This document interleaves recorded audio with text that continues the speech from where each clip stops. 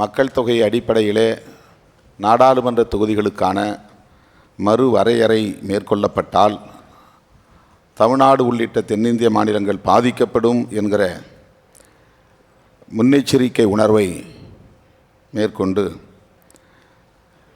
இந்திய அரசின் கவனத்தை ஈர்க்க வேண்டிய பொறுப்புணர்வோடு இந்த கூட்டம் நடைபெறுவது நம்பிக்கையை அளிக்கிறது.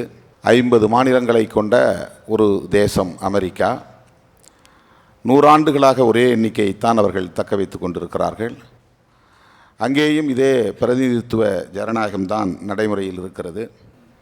எனவே நம்முடைய முதல் நிலைப்பாடு எண்ணிக்கையை மாற்ற வேண்டாம், இதே எண்ணிக்கையை நடைமுறைக்கு கொண்டு வர வேண்டும், இதை தக்க வைத்து கொள்ள வேண்டும் என்பதாகத்தான் இருக்க வேண்டும்.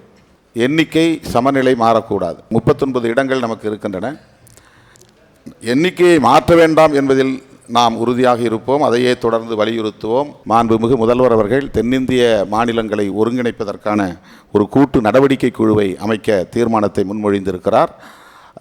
அதாவது நாடாளுமன்ற உறுப்பினர்களை கொண்ட ஒரு கூட்டு நடவடிக்கை குழு. அது முதற்கட்டமாக தேவையானதாக கருதுகிறேன். எனவே அந்த கூட்டு நடவடிக்கை குழுவையும் விடுதலை சிறுத்தைகள் கட்சி வரவேற்கிறது, ஆதரிக்கிறது.